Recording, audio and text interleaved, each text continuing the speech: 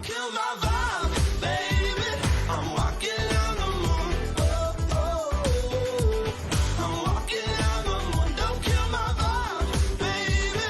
I'm walking on the moon.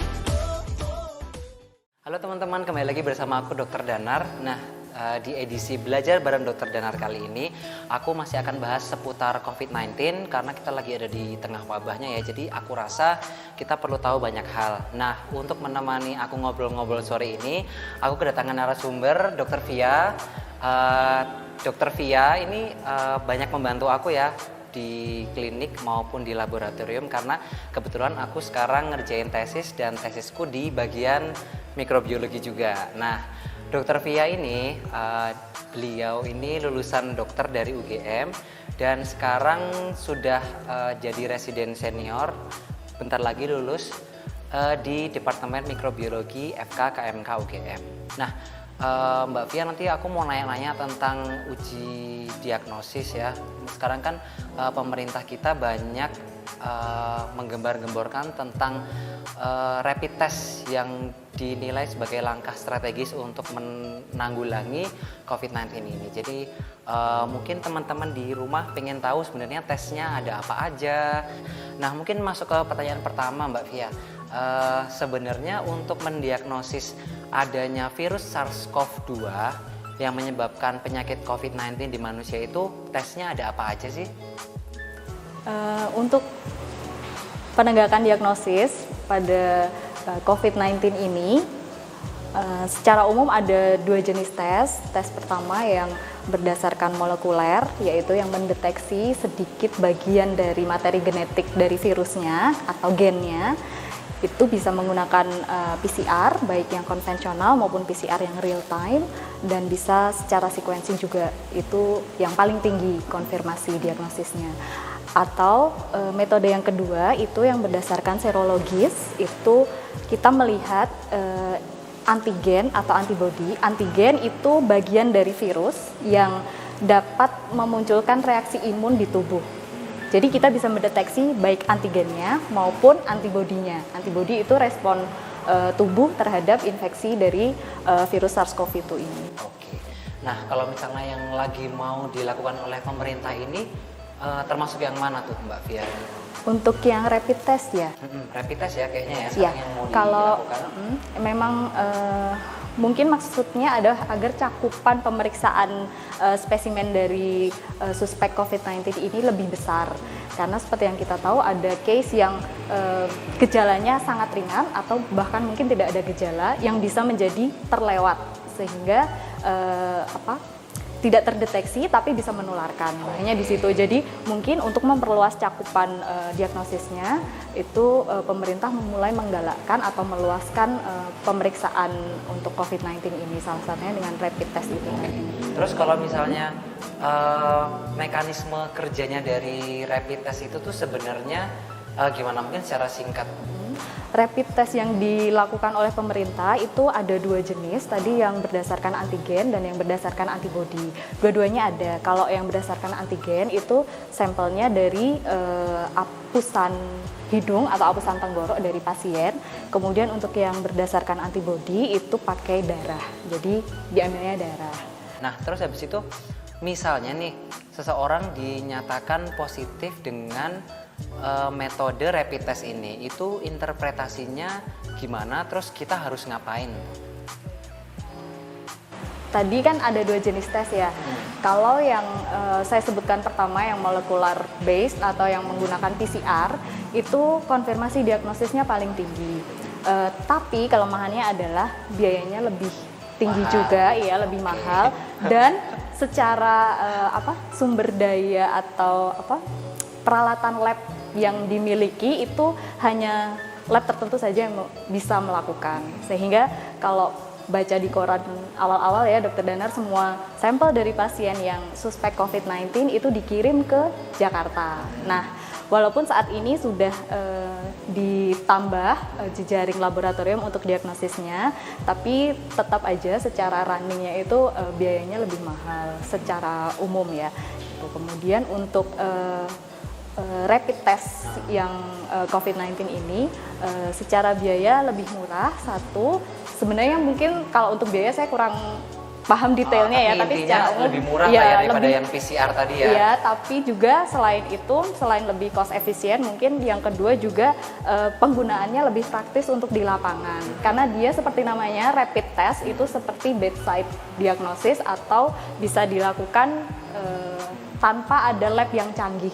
Kalau dengan yang PCR base, yang pakai PCR tadi, labnya kan harus khusus, ada alat-alat tertentu, kemudian laborannya juga harus yang lebih ada kemampuan molekulernya kayak gitu. Nah, kalau untuk rapid test ini kelebihannya tadi bisa dilakukan di rumah sakit sederhana atau bahkan mungkin di puskesmas ya, karena perlu mengambil sampel darah saja dan langsung bisa seperti tes pack itu dokter. Oh, jadi kayak teman-teman tahu tuh kayak misalnya ada untuk tes kehamilan itu, jadi rapid test itu hampir kayak gitu gampangnya. Jadi prosedurnya juga cepat, mudah ya. Alatnya juga mudah.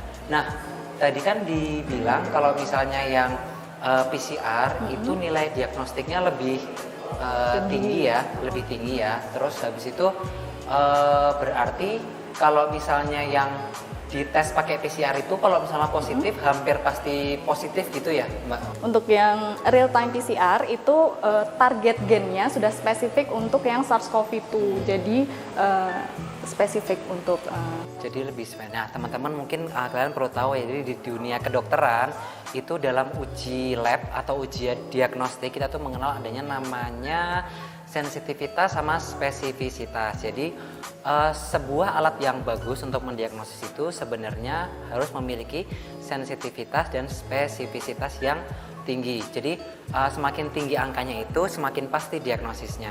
Nah, terus habis itu berarti kalau misalnya saya boleh mengambil asumsi nih,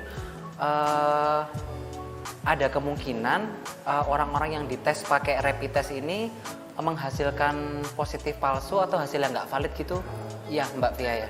Ya, salah satu kelemahan dari rapid test atau secara umum sebenarnya serologis yang interaksi antigen antibody itu adanya cross reaktivitas atau jadi karena reaksi tubuh itu berdasarkan protein tertentu dari patogen atau dari virusnya, bisa saja virus A dan virus B itu antigennya mirip sehingga menimbulkan respon yang agak mirip gitu. Jadi cross reactivity itu tadi membuat spesifisitasnya menjadi lebih rendah.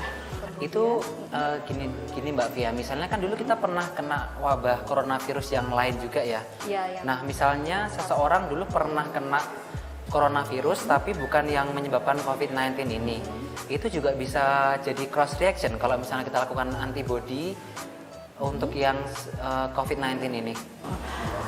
Untuk detail publikasinya saya belum baca, tapi itu bisa terjadi. Memang salah satu kelemahannya dari serologis itu, bahkan ada report yang ada cross reactivity dengan infeksi virus dengue atau demam berdarah dengue. Ya, tapi saya hanya baca kayak komen to editor aja sih, belum baca full. Jadi teman-teman kalau misalnya nanti kalian termasuk beberapa orang yang beruntung dilakukan rapid test ini, kalau misalnya hasilnya negatif, jangan senang dulu ya mungkin ya. Mungkin aja itu yang pertama mungkin cross reaction dari yang coronavirus yang dulu ya. Ya mungkin gini, tadi kan Mas Danar menyebutkan false negatif atau false positif. Ya, itu salah satu kelemahannya tadi, bukan hanya cross reactivity saja, tapi berdasarkan munculnya imun tubuh terhadap infeksi tersebut itu butuh waktu. Karena kita berbeda dengan yang berbasis PCR tadi ya, kita kan melihat sisa atau patahan dari bagian dari virusnya yang saat awal-awal itu justru tinggi. Sedangkan kalau kita mencarinya adalah respon tubuh terhadap virus, seperti yang kita tahu kita butuh waktu untuk memunculkan respon imun tersebut. Nah, di sini poin kritisnya untuk pemeriksaan rapid test adalah pengambilan waktu pengambilannya. Kalau misalnya diambil misalnya baru 2 hari dari munculnya gejala, untuk IgM saja yang fase respon imun yang fase cepat itu kemungkinan besar belum muncul, iya.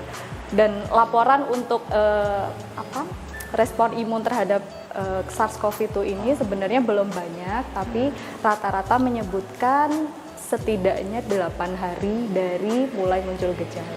Oh, Baru jadi muncul mungkin respon. aja Tadi. waktu ngetesnya terlalu cepat Iya, itu belum akan positif ya, iya. padahal sebenarnya dia punya virus itu Kemungkinan ada gitu ya. infeksi. Makanya untuk di algoritma pemeriksaan pasien yang dicurigai ada COVID-19 untuk simptom yang kurang dari 14 hari dan memberikan hasil rapid test yang negatif perlu diulang kurang lebih 10 hari dari pemeriksaan yang pertama. Oke, nah teman-teman itu nanti mungkin kalian bisa ikut mengawal juga ya tentang pemeriksaan rapid test yang dilakukan pemerintah ini. Kalian harus tahu kalau misalnya waktu idealnya dilakukan pengecekan rapid test ini sekitar paling cepat 8 hari ya. Jadi kalau misalnya kalian belum menimbulkan gejala dan sudah dites, sangat mungkin itu hasilnya negatif karena yang kita periksa adalah respon imun tubuh terhadap virus itu gitu ya. Jadi teman-teman harus hati-hati di sini. Kalau misalnya kalian belum paham betul, kalian bisa konsultasikan ke tenaga medis terdekat sebelum kalian melakukan rapid test gitu ya Mbak Fia ya. Oke Mbak Fia, makasih banyak udah datang. Moga-moga bermanfaat untuk aku sih. Berterima kasih banget, jadi lebih paham. Terus habis itu teman-teman, aku masih akan bahas beberapa tentang COVID-19 di YouTube aku. Pastikan kalian like, subscribe, dan komen. Sampai ketemu di video berikutnya ya. Dadah. Kill my vibe.